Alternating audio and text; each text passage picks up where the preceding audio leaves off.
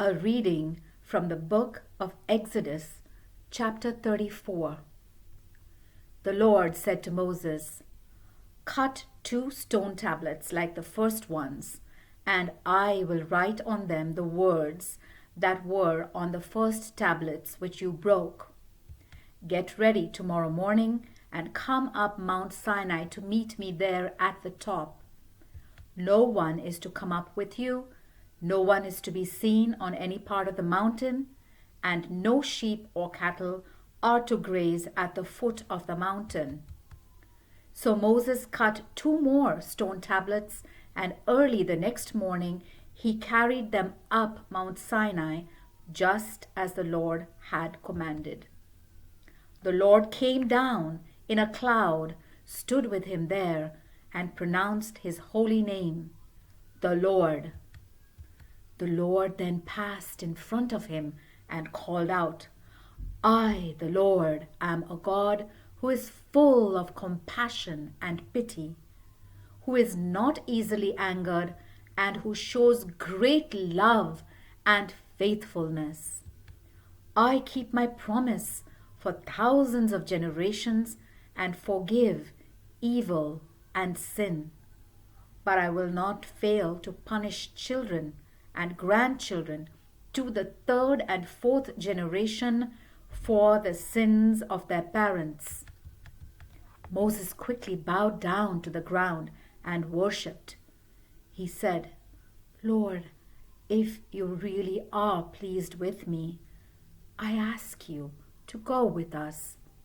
These people are stubborn, but forgive our evil and our sin, and accept us as your own people."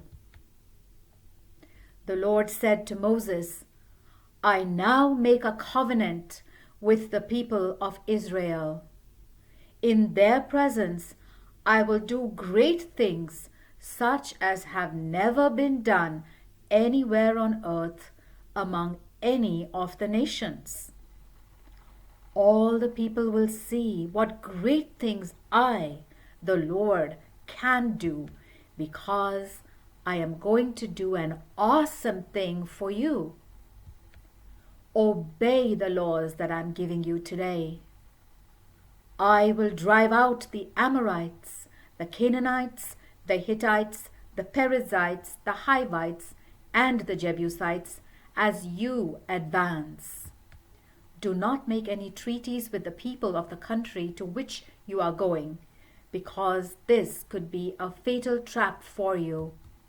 Instead, tear down their altars, destroy their sacred pillars, and cut down their symbols of the goddess Asherah.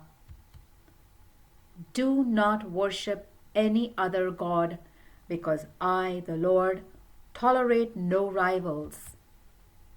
Do not make any treaties with the people of the country, because when they worship their pagan gods and sacrifice to them, they will invite you to join them, and you will be tempted to eat the food they offer to their gods. Your sons might marry those foreign women who would lead them to be unfaithful to me and to worship their pagan gods. Do not make gods of metal and worship them. Keep the festival of unleavened bread. As I have commanded you, eat unleavened bread for 7 days in the month of Abib, because it was in that month that you left Egypt. Every firstborn son and firstborn male domestic animal belongs to me. But you are to buy back every firstborn donkey by offering a lamb in its place. If you do not buy it back, break its neck. Buy back every firstborn son. No one is to appear before me without an offering. You have 6 days in which to do your work, but do not work on the 7th day, not even during plowing time or harvest. Keep the harvest festival when you begin to harvest the first crop of your wheat, and keep the festival of shelters in the autumn, when you gather your fruit. 3 times a year, all of your men must come to worship me, the Lord, the God of Israel. After I have driven out the nations before you and extended your territory, no one will try to conquer your country during the 3 festivals.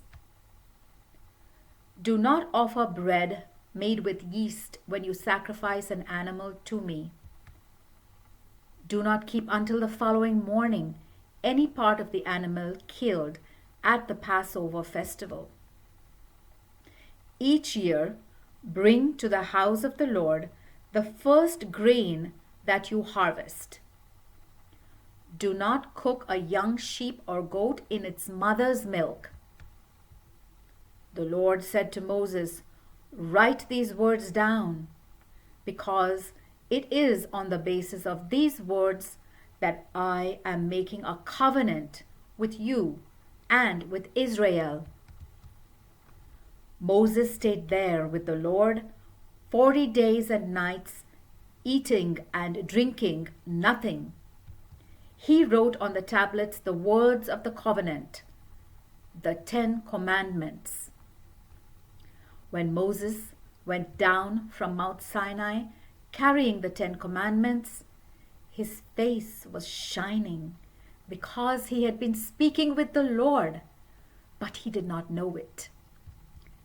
Aaron and all the people looked at Moses and saw that his face was shining, and they were afraid to go near him.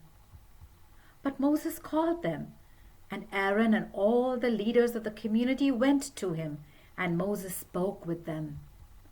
After that, all the people of Israel gathered around him, and Moses gave them all the laws that the Lord had given him on Mount Sinai.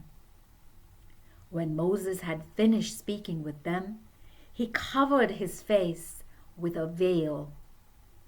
Whenever Moses went into the tent of the Lord's presence to speak to the Lord, he would take the veil off.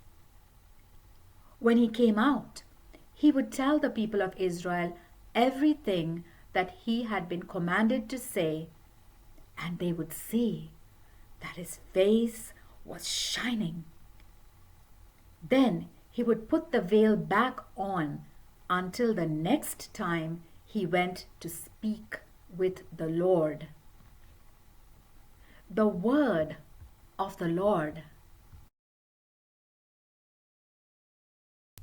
A reading from the book of Exodus, chapter 35. Moses called together the whole community of the people of Israel and said to them, "This is what the Lord has commanded you to do.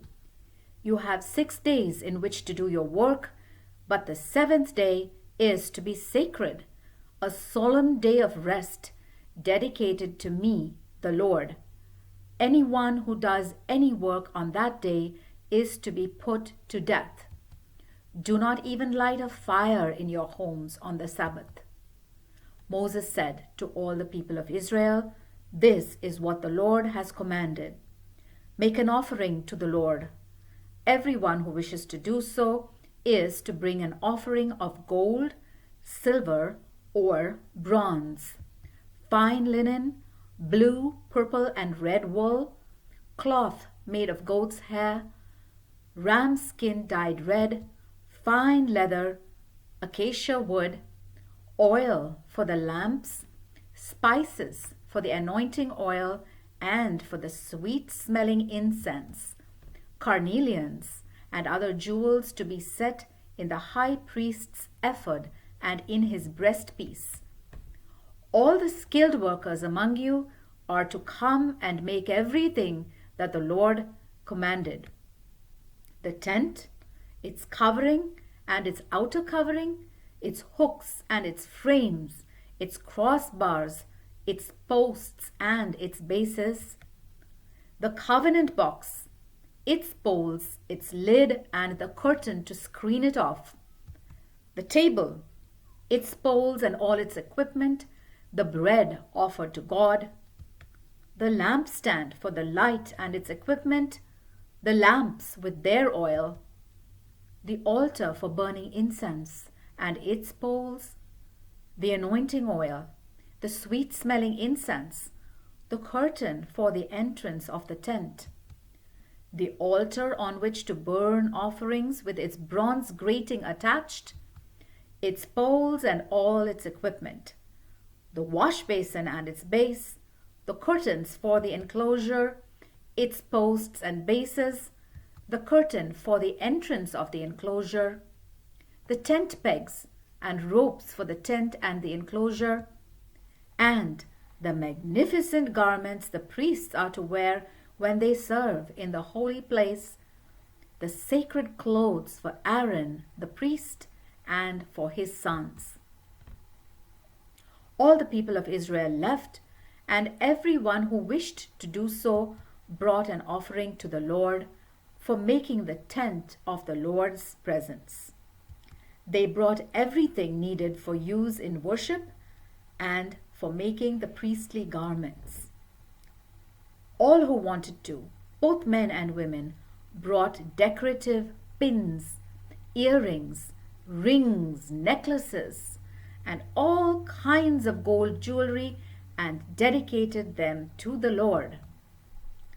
Everyone who had fine linen, blue, purple, or red wool, cloth of goat's hair, ram's skin dyed red, or fine leather, brought it. All who were able to contribute silver or bronze brought their offering for the Lord, and all who had acacia wood, which could be used for any of the work, brought it.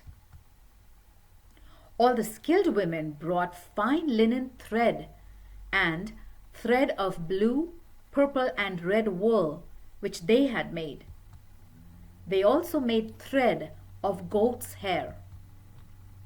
The leaders brought carnelians and other jewels to be set in the ephod and the breastpiece, and spices and oil for the lamps, for the anointing oil, and for the sweet-smelling incense. All the people of Israel who wanted to brought their offering to the Lord for the work which he had commanded Moses to do. Moses said to the Israelites, "The Lord has chosen Bezalel, the son of Uri, and grandson of Hur, from the tribe of Judah.